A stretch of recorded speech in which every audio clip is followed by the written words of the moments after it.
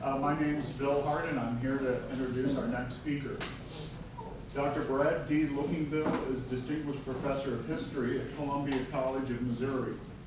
Before his academic career, he served in the Army National Guard and Reserve. He earned a Bachelor of Arts in Education at Southwestern Oklahoma State University, where he graduated summa cum laude in 1991. At the University of Toledo, he obtained the Master of Arts in History in 1993 and the Doctor of Philosophy in History in 1995. From 1995 to 1996, he taught classes on U.S. and world history at Independence Community College in Kansas. In 1996, he joined the Columbia College faculty. He is the author of Dust Bowl USA, Depression in America and the Ecological Imagination, 1929 to 1941, American Military History, a Documentary Reader, and The American Military, a Narrative History. He co-authored the book, Missouri, the Heart of the Nation. Please welcome Dr. Brad D. Lookingbill, who will present Native Ground, the First People of Missouri Before Statehood.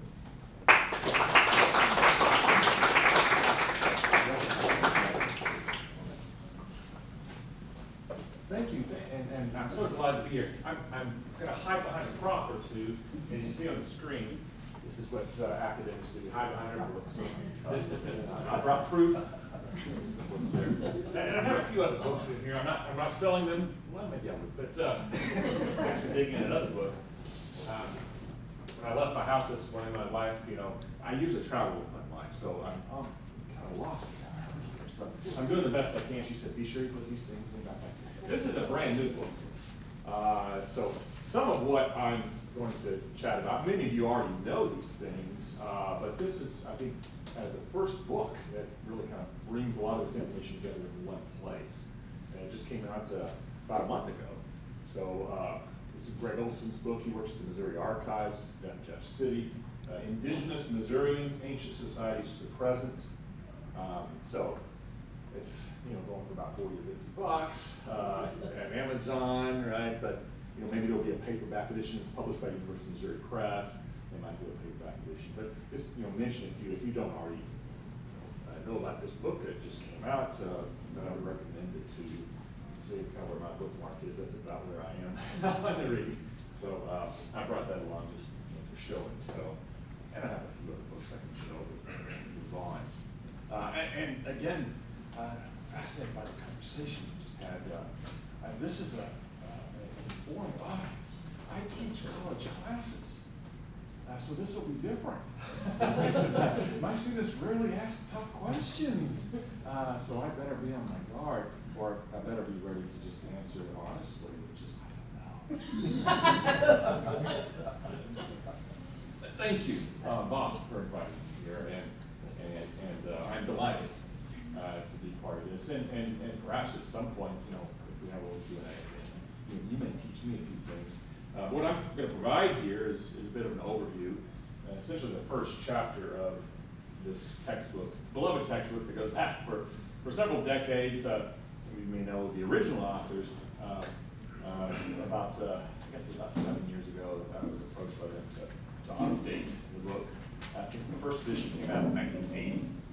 So some things have happened since 1980. So I went through the last chapter, new content. The first chapter added a lot of new content.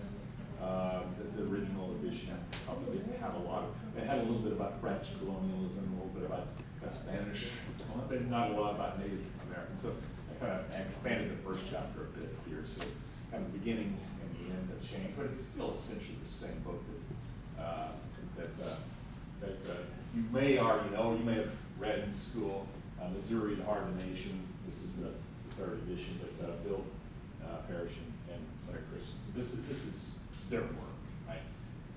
I'm just filling in some gaps, right?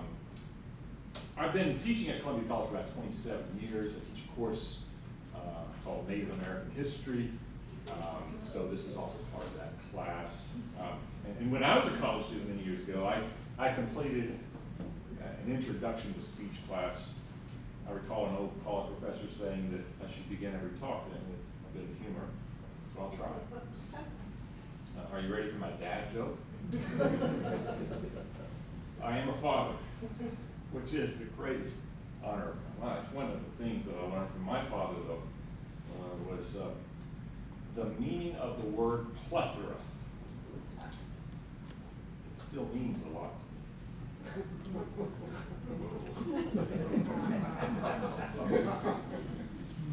Just let us so.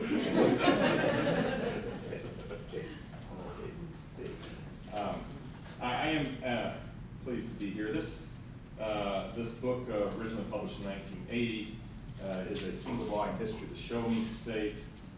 Greg Olson's book that was just released describes something about the many Native peoples who called Missouri home a long time ago, as well as up to the present. One of the things that I really like about Greg Olson's work here is he doesn't stop in 1821.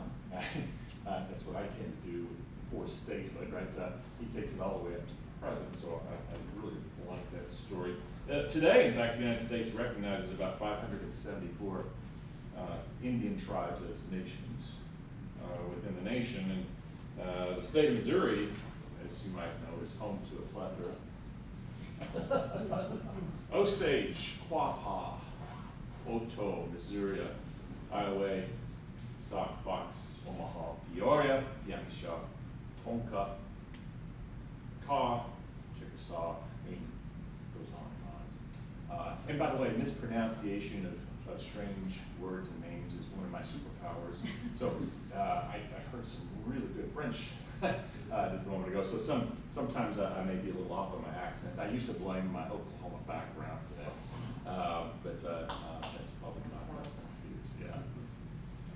After the formation of the United States in 1787 and Louisiana Purchase of 1803, there were migrating communities that added to the mix, that moved into the territory, such as the Shawnee, the Delaware, the Potawatomi, Miami, Kickapoo had perhaps been around even longer, so it's an argument. Cherokee, they relocated to the western side of the Mississippi River, and the history of the territory's first people spans at least 12 millennia. And I'll assert it reveals adaptiveness, right? The Mississippi acquired its name from the Algonquin term Mississippi, perhaps with a B sound in there, Mississippi, refers to sacred river. The phrase literally means father of the waters. I've also noticed in Algonquin terms, there are other words that also mean sacred rivers. I've begun to ponder that maybe every Algonquin word might mean sacred river. I'm not sure, but that's this reference a lot. Perhaps the indigenous population awed by the size of this almost division in the North American continent. A lot of demographers who study North America kind of see a major difference in population west and east of that. So this river is almost a divide, a boundary that's still with us to some degree. It's changing currents, sandbars, winter ice flooding, all this in the low-lying zones, most of you know quite well. There's debris, driftwood, all this made the river a fascinating place for travelers and inhabitants alike, explorers and trappers and traders, walked its banks in search of wealth, in search of dreams, right? Generations of farmers have attempted to make a living in the river bottom. So, this is a big part of defining Middle America, right? The Mississippi River. Another distinctive, though, geographical feature of Mid-America is the Missouri River. For ages, it's one of the meandering paths, and because obviously it conflates, it moves into the Mississippi River, then moves across into the grasslands and steppe lands of North America. You can even think of it as all kind of one great river system going into Ohio. You can really imagine. Expand. Some of you might know the distances here, but the longest river, it meanders a little bit, but the longest river in North America is the Missouri. Illini guides for the European newcomers referred to the indigenous populations down the valley as Missouri or Whit Missouri, something like that. And the Algonquian term Missouri then became attached to the Siouan-speaking peoples. The Siouan-speaking peoples with big canoes or dugout canoes, something like that. And before long, of course, this just became fixed both to the river and to the population in the river bottoms. Another idiomatic phrase, perhaps from the Algonquin, is Pekatinui. That's probably the name they would have used to describe the Missouri River. It means muddy waters, which probably fits into the generations of people encountering Missouri River. It's all muddy. I think the Frenchman probably says it's all muddy.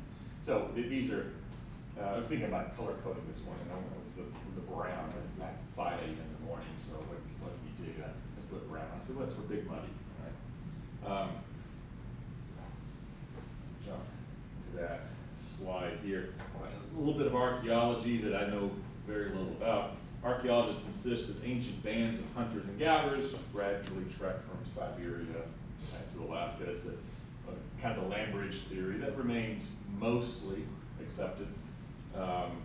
This land bridge, as you know, probably called, well, nobody knows, right? We call it Beringia. It no longer exists.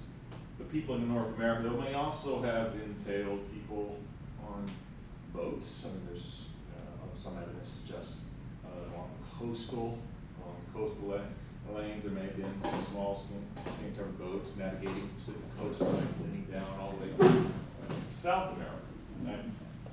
But the conventional narrative about the corridor, right, through the heart of North America, obviously would bring populations into the Mississippi and Missouri River Valley. We don't know the exact dates. Most anthropologists suggest, between 40 was a big span, isn't it? 40,000 and 12,000 years ago. 12,000 years is kind of a cautious, but probably reliable number that you'll still see in textbooks. You'll still see it in most of these textbooks. But there are archaeologists who have found data points that extended much further back.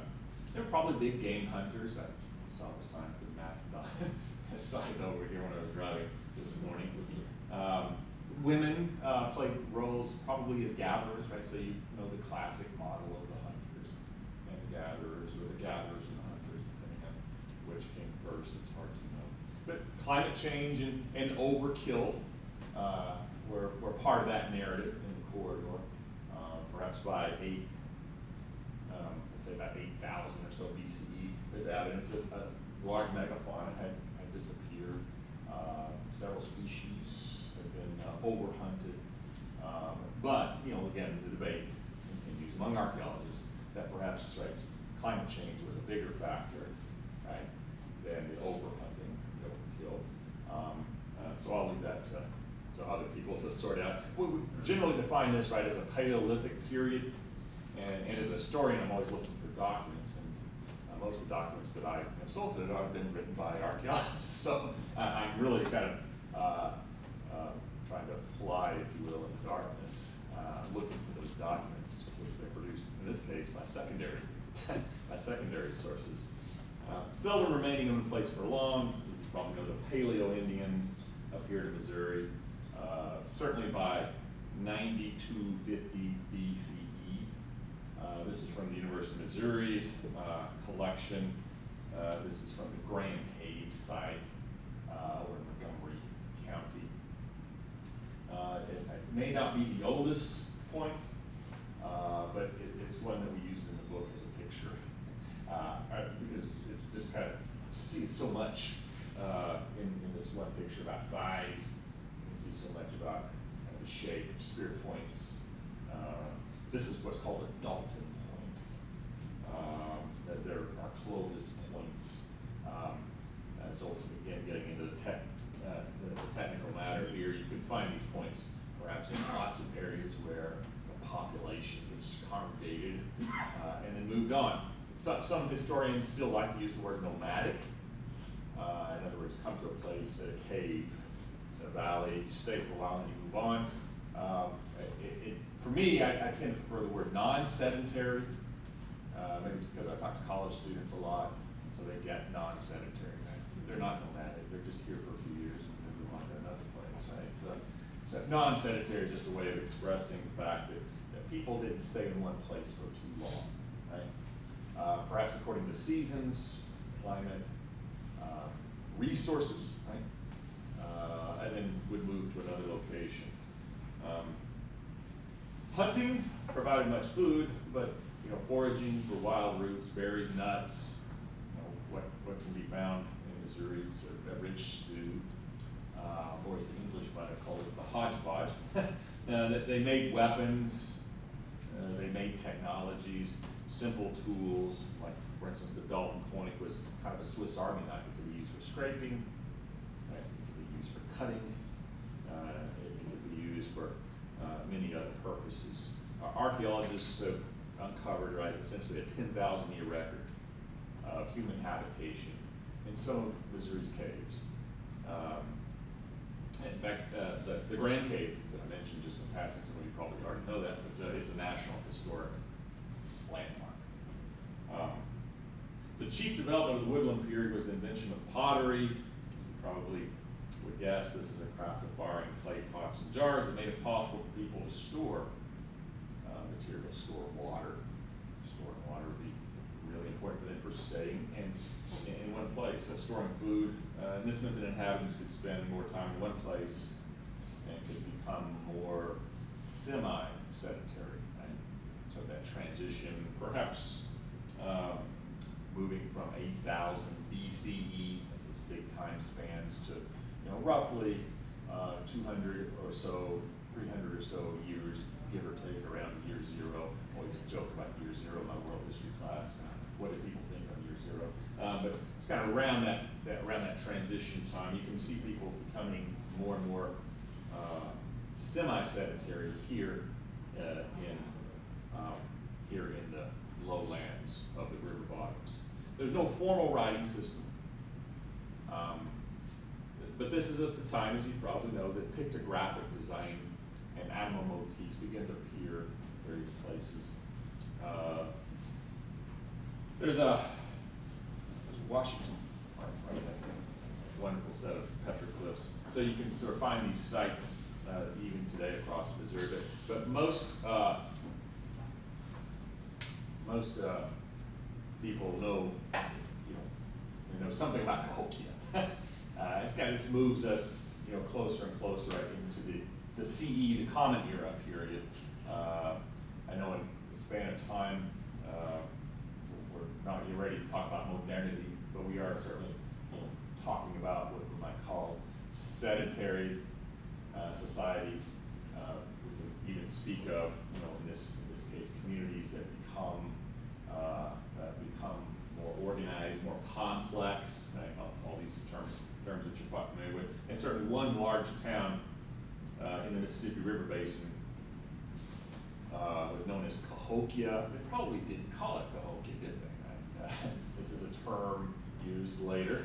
I think the attribution is that it probably came from a small tribal group to the east of the river that was encountered by French explorers later. So as this made it into the records, right, over time, the term Cahokia was used just to describe perhaps 120 different earthen mounds as a complex, kind of a central town site on the east side of the Mississippi River. As you probably have seen, these kinds of depictions, the idea is that some 20,000 perhaps residents traded with one another in this complex of 120 earthen mounds. The largest of the mound is 100 feet high. No one knows what they call themselves, but it is possible that over time, right, they began to split up into separate groups, and maybe that's how kind of tribalism that was sort of a legacy of the breakup, right? The breakup of this one particular large community. 1054, I think I saw Olson's reference about that. It's still, most scholars think 1054 around the year, 1000 CE. That's kind of the peak or the high point of the Cahokian, coming in cycles. Perhaps you might think they expanded and then contracted and then dispersed. Nobody knows exactly why. By 1400, by 1500 CE, there's hardly anything left of visible nature besides the mountains, the 120 or so mountains that make up. It's kind of a 50-mile radius on both the west bank and the east bank of the Mississippi River.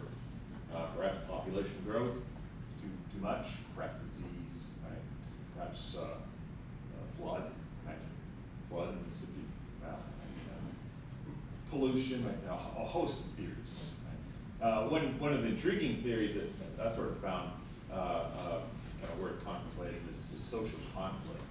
Maybe I'm sort of on edge because I lived in the 21st century, just sort of feeling that at some point you put a lot of people together, they're going to start killing each other. Sort of feeling that it is social conflict. But whatever the reason, so by 1400, there's more of a dispersal and abandonment of that site. So that, in later years, you move this all the way into the 19th century, people look at these mountains as sort of, ethnologists hang with these crazy theories, trying to explain what these mounds were for, We do know, right, archaeologists found in Mound 72, a lot of bones that probably suggests human sacrifice at this site.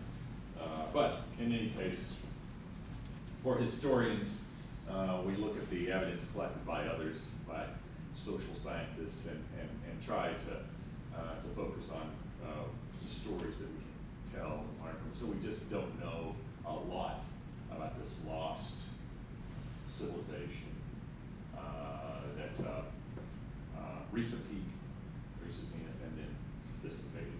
The remains from their gardens indicate they probably grew a lot of food. So, like I would tell students, in my classes, this is what is part of what we call the Neolithic revolution, sort of a sign of a huge break from, what you could call ancient societies. In this case, you're raising your own food, you're producing it, and you're also storing that food. It requires, in a complex way, the idea of government, I suppose, and to distribute food supplies.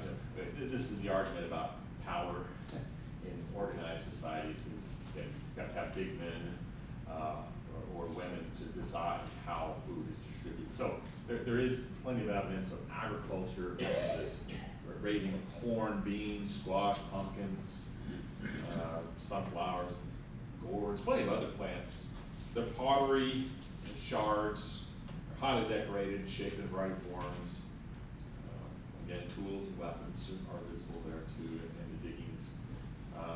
Materials such as flint, stone, bone, antlers, copper, clay, and then the list goes on. So these were certainly complex people whose societies perhaps, because of the Neolithic Revolution, mirror or parallel other civilization societies around the earth at different times. We can see many similarities.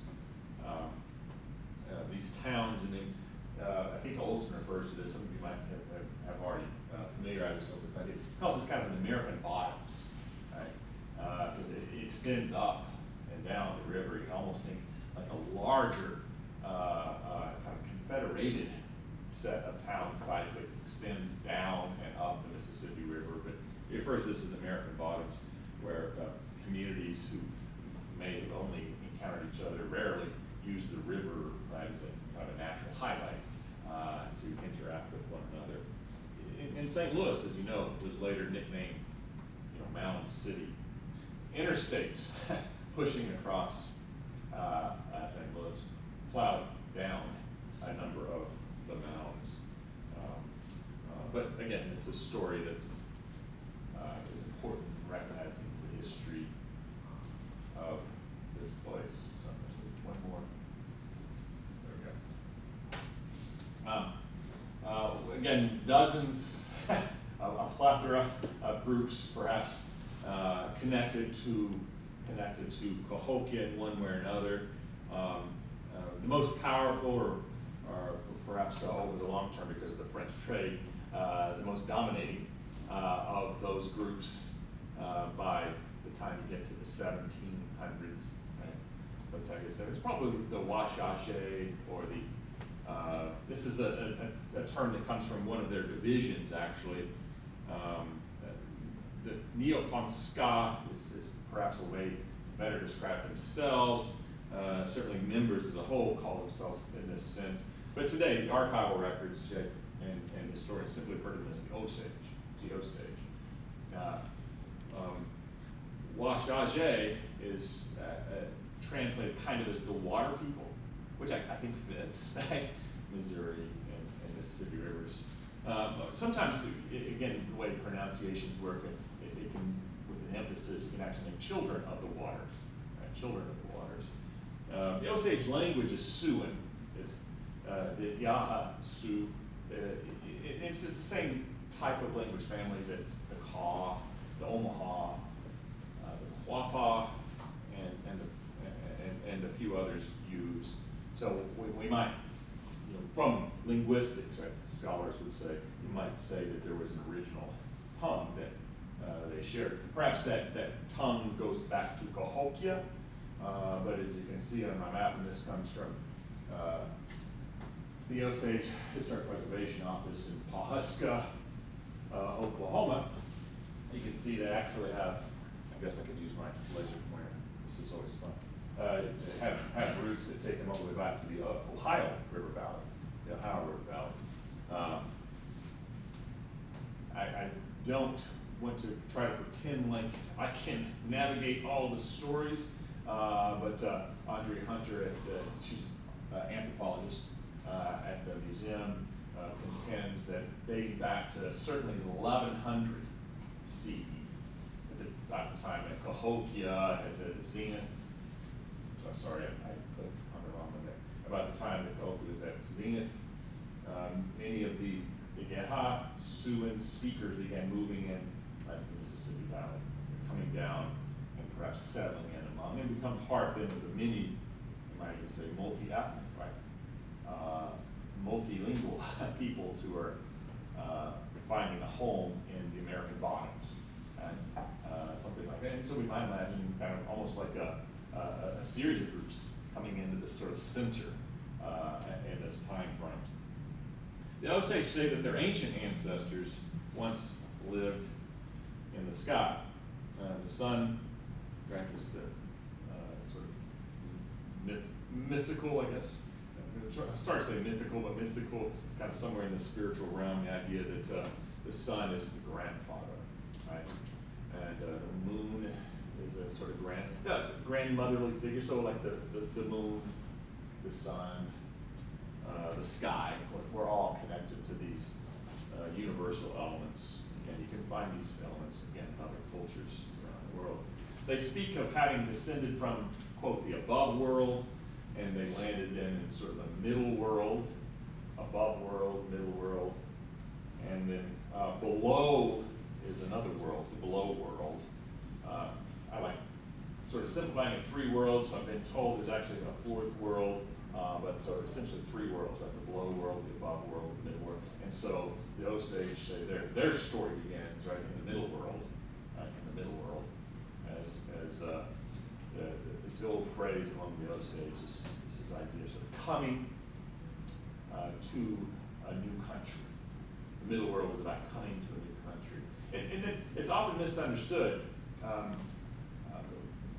When we say coming to a new country, I think of migration. I'm a historian, world historian, talk about this all the time. People moving from here to there. That's the human story, right? But coming to a new country is actually more of a spiritual message, right? I'm coming to a new place in my mind, right? But this is a saying, this is a phrase that's very important even today, that the Osage say that their ancient ancestors passed down through the oral tradition. And so we must still remember this. Coming to a new country, right? What is living? What is this about here in the middle world, right? It's coming to a new country, right? Coming to a new mental place. And with that, of course, is understanding our place. The below world was seen mostly as a place of of danger.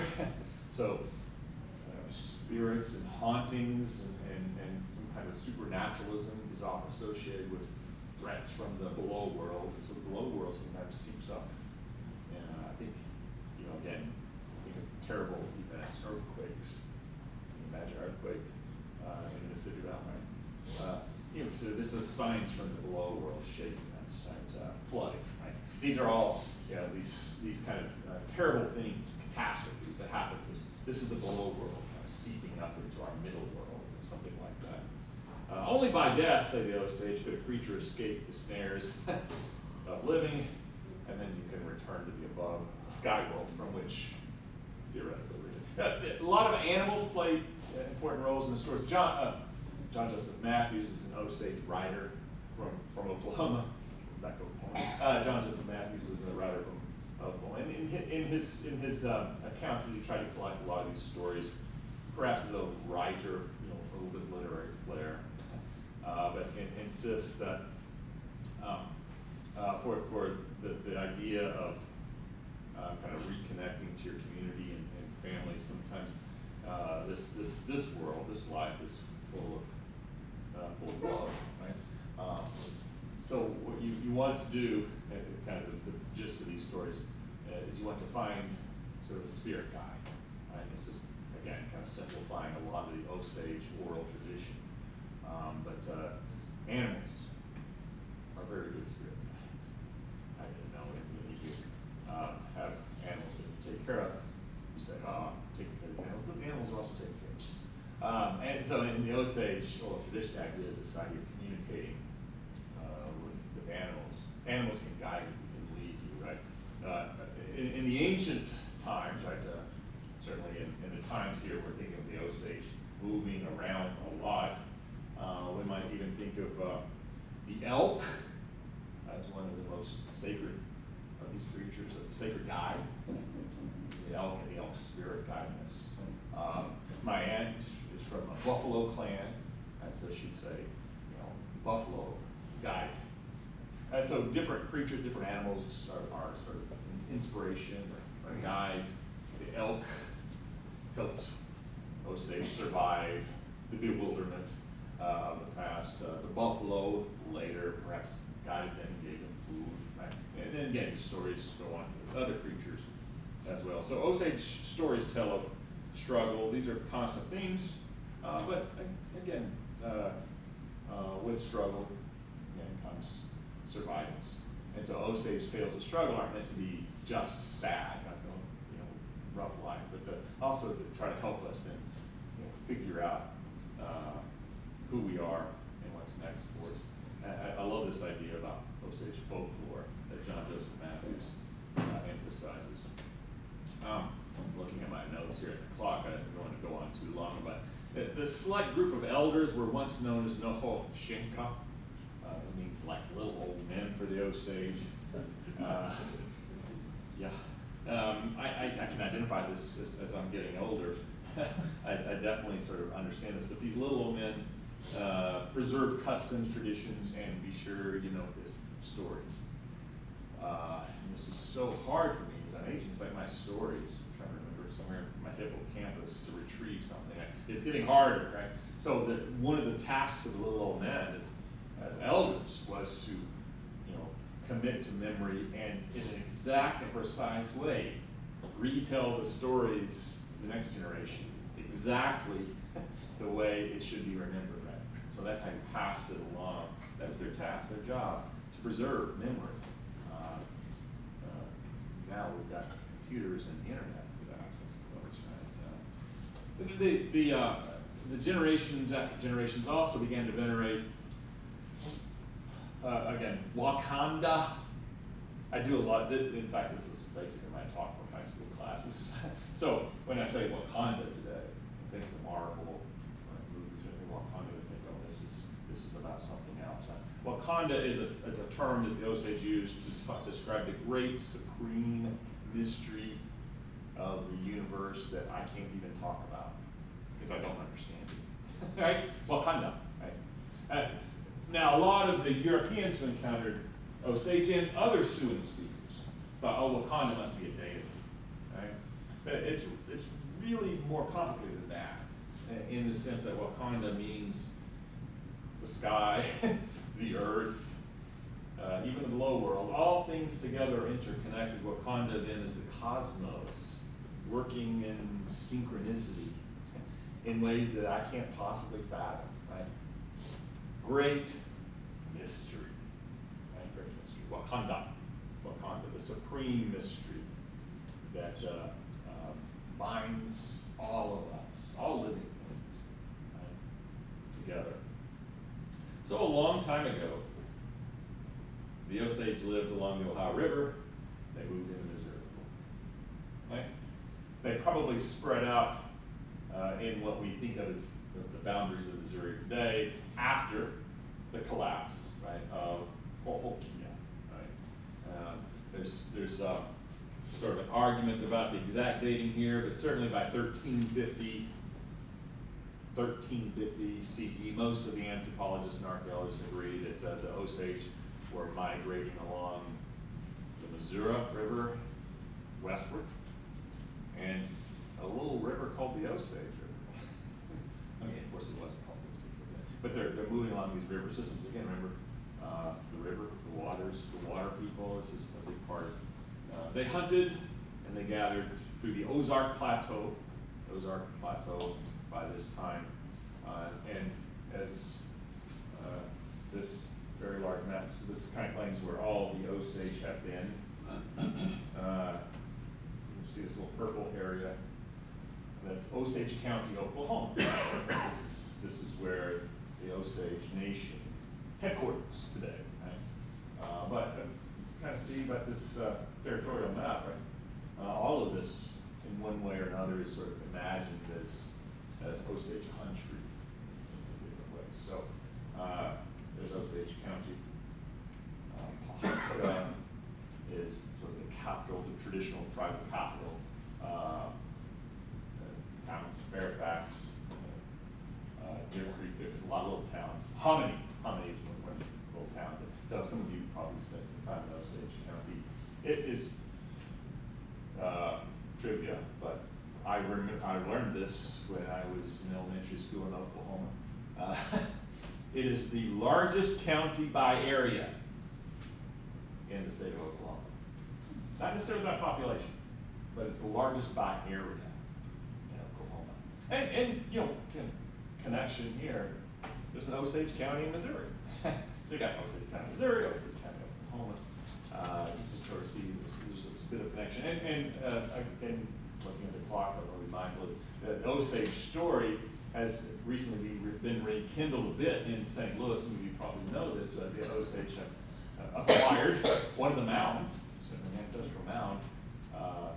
Some of you may have visited it in downtown St. Louis area and purchased this. So the Osage are coming back in some sense, right? I think 2011, very, very recent thing. So, you probably know a lot of the Osage way of life. It's a blending of woodland traditions with the prairie and the plains, right? Again, Osage, highly flexible in adapting to conditions. So there's agriculture, planting of corn, beans, pumpkins, that same cycle of crops that you might note from other groups, which is an important part of the story. And again, one of the myths, this, Europeans sometimes would repeat is that there was no agriculture here until the Europeans. It's, of course, not true. Hunting, of course, was a main source of subsistence, right? Hunting was a main source of subsistence. And kind of the males dominated the hunting practices, it seems, in the Osage villages. In the cold months, they remain close to the village, say January and February in Missouri, right? But once it starts to warm, that spring thaw, and then you reach June, July, the hunting parties head farther west often, going out camping, right? Leaving their villages, and then coming back after the hunts to bring, food for their people. They wielded bows and arrows, lances, wooden clubs, tomahawks, knives, and the rest, long before they acquired fire sticks. firearms, right, from the French, firearms weaponry that uses gunpowder. The Osage name for another creature probably was borrowed from the Kiowa people. It's a word, kawa. It probably came from the Kiowa people. Kawa means horse or mystery dog. So probably the idea is that originally they acquired this creature from the Kiowa, perhaps, and through this etymological trace, right? They said, this is like the dogs, the mystery dogs, right? Really impressive dog. So the bison hunts improved substantially after the horse, right, was incorporated into Osage culture, and most historians agree, thanks to, we have a little bit of documentation from the Spaniards down in the Pueblo villages in the 1680s and 1690s. We believe that's kind of when the horses were released across the Great Plains during the Popey Pueblo Revolt of August 1680. So a whole bunch of horses were unleashed. They spread out across the plains, and then over multiple decades, various Plains Indian groups, including the Osage, began to adapt the horse culture into their ways of life. Right? So historians feel a little bit better about the arguments regarding horses and weaponry. Right? That's the stuff we can document sometime in the 17th and 18th centuries. Osage households were maintained mostly by women. Think about the hides are processed, the firewood is gathered, day's tasks never seem to end. The meat is cured, the meals are cooked, children are reared. Lodges, in theory, right, always face east along the Osage. Why face east? Yeah. Welcome sun. A little sunlight on my morning, helps me every day, right? So it's kind of a little bit spiritual and metaphysical. As of course, as you know, by the 18th century, if you trust the French records, as we kind of talk about the close encounters of this kind, about 15,000 or so Osage resided within what is roughly the borders of Missouri. Of course, it wasn't called Missouri at the time, so it's hard to be precise. I tell my students, anytime you see a round number with zeros, it's the best guess, it's an estimate. Crooked numbers are accurate, right? But 15,000. 15,000 is the approximation of these Osage at the time, and they refer to their encounters. This is again through the oral tradition with strangers, mostly French. Inchtahe, called Inchtahe, which translates kind of the people with fuzzy eyebrows. I don't know if it's an insult, right? But it's just like, Inchtahe. And what they're doing, of course, is trading with French voyagers, French trappers, various French explorers and voyageurs. Right? They're trading with them, and so they're acquiring some of these things like weapons that I'm talking about. They're also acquiring metal goods, knives, awls, hoes, and needles, all kinds of goods. And so they're acquiring a number of things that sort of changed in the Osage household. Right? These are articles and items that become part of the Osage way of life in the 18th century. Utilitarian objects, right? And also something often referred to as fire water. Guess what fire water is? What's fire? Probably a shot of whiskey. Alcohol of various kinds. I'm generalizing about the French, but the French were pretty generous with wine. So Osage communities were disrupted in a variety of ways, and so this is the argument, right? So are these technologies and commodities good? And say, well, it's utilitarian, right? But they're adapting and changing, right?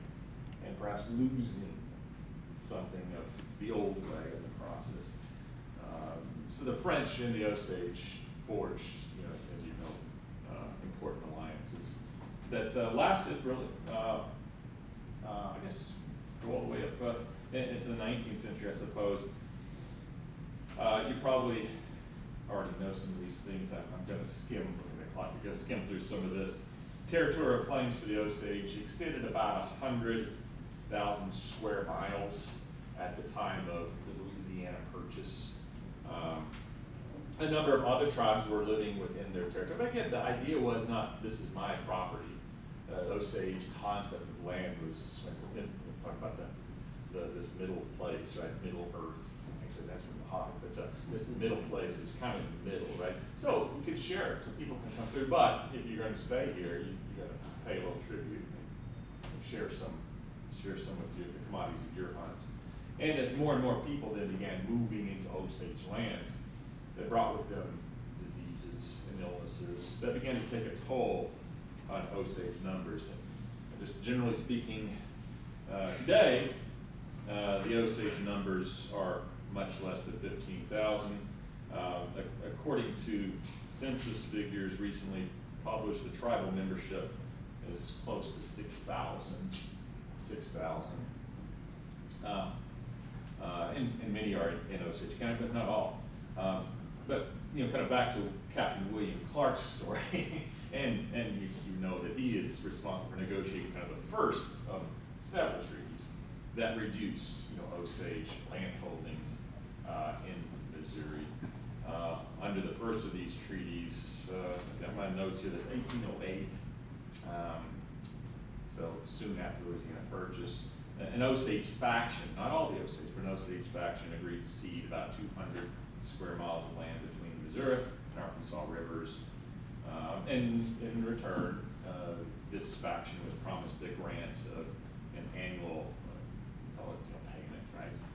Annuities, $1,000, $1,500, something like that. Clark, struck a bargain, to be sure. He later admitted, right, and I'm quoting from Clark's documents, if I am to be damned hereafter, it would be for this treaty. Stealing. And deception. Right? Deception. Sleight of hand. Dishonest. And I'm obviously an admirer of William Clark in many aspects of his career, but this was what it's a real mark against him. Fort Osage was erected, as you probably know, and remained in operation on the Missouri River, high bluff overlooking Missouri River, until 1822. It actually ceased operation during War of 1812 briefly, but they reopened it. And it mainly serves as a factor, as a place to trade with the Osage. So the United States government, through factors and through forts, is facilitating some of the same trade, right, that the French had previously sustained. And so more treaties, well, I'm going to look here at my timeline. The treaties in 1818, 1825, I'm not going to read all the details of the treaty, you can read this for yourself, but today, the same spirit that guided the Osage in the past survives perhaps in Osage County. And I could go on to these tribal groups. They're not all exactly the same. Right? This is a depiction from the 1830s of the Missouri Indians. Folks often ask me, when I travel across the state as part of some of these talks, usually the high school groups, and I get asked, so which tribal group lived here, right? And of course, what do you mean by here? And I usually kind of point, I'm not trying to be, evasive. It's just like it depends on the time and the place. Different people live in different places at different times. It's true even today. Chiefs fans, being a bit glib here, want to know what tribal group lived at Arrowhead Stadium. Tom Sock Mountain, some of you might know it. It's the highest peak. It probably the highest peak in the state. It probably comes from an Algonquin term, Tom Sock. Although again, legends and tales speak about a chieftain named Tom Sock. Probably not true, it's disputed, but several place names across Missouri, right, harken back to traditional tribal communities that lived here a long time ago, right? From 1812 to 1821, Missouri Territory was a space for the erasure then of a lot of that, that's ironic always to do finger quotes, a lot of that Indianness, right? And that's not completely erased, right? But you know, say the territories called Missouri Territory, Indian name. Mentioned Osage River, Indian name. Shawneetown. I mean, you can go down. So there are places all around that give us some indication, right? That Indianness once dominated this region. But in the spring of 1814, this is where historians can dive in, right? I found in a newspaper, the Missouri Gazette, I found this story about the British flag and the War of 1812 and all the rest. I was reading through this whole story, but this is an editorial in the Missouri Gazette of 1814, referring to American Indians, not a specific tribe, just the terminology is savages. Right? Savages. They have been ever on the watch to kill us, to rob us, to deceive our citizens. I'm trying to create the voice of it. They perpetrate murders in almost every settlement, and it goes on. Crimes, all attributed to savages. And perhaps some of these are true stories, right? Again. But the newspapers should I call this fake news? No, I won't call it fake news. But you know, the newspapers are reporting this, right? Then he goes on to talk about these barbarians are continuing to present a threat now that they've allied with the British, and so the newspaper offered this summation, and this is what I'll close with. This is on May 28, 1814. We are informed that a white man has been discovered floating down the Missouri, apparently dead for 4 or 5 days. He had been tomahawked, stabbed, and scalped.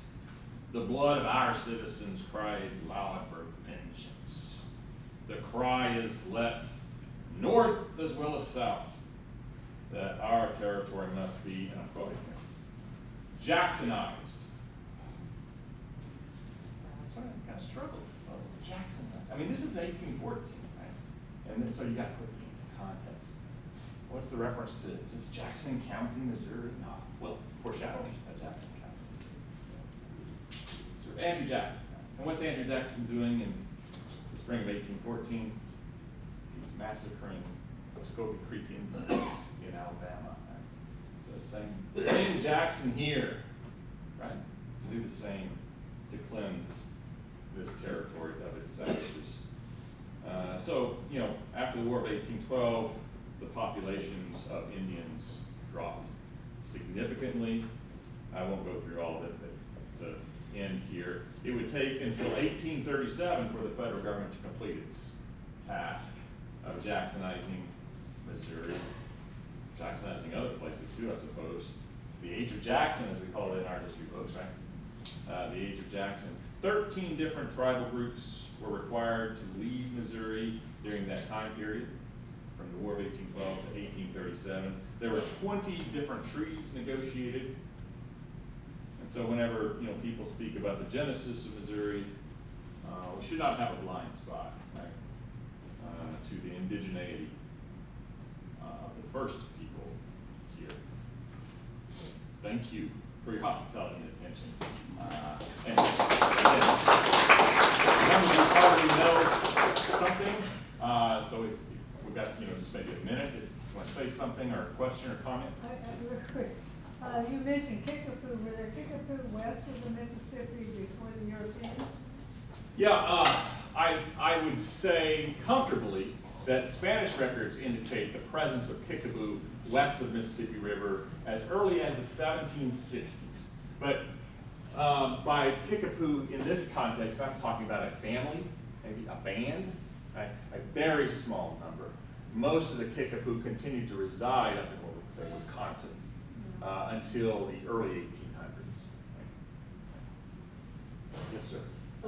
This morning there was a news item about the World Heritage Site Committee meeting, and they're considering the mounds in southern Ohio as a World Heritage Site. And I noticed that your Osage map shows that area as being Osage territory at some point. But we always refer to those people as Hopewell cultures. Should we be changing that? I doubt it, but that's a fascinating question. It means I need to jump on the internet and inform myself of what's happening in Southern Ohio. But the Hopewell mound cultures can be found in other places. Louisiana has some mound cultures. I think Louisiana State University has some mounds right there on the campus. So up and down these river valleys, you can find mounds all over. And the Hopewell people were a little bit earlier, right? Oh. And so this gets into, you know, I'm trying to kind of chronologically speak of the past as if it's meaningful, so I try to put things in a timeline. So the Hopewell culture kind of predates the Mississippian just a bit, but they share a lot of common patterns, and we might even presume that the mounds have similar resonance to the cultures. Right? But I'm going to look up what you said and see if I can answer this. Go ahead, please. We have the big Osage and the little Osage. Yeah. What's the little Osage? What's that difference? Yeah, this is a parsing of the 18th century primarily. Okay.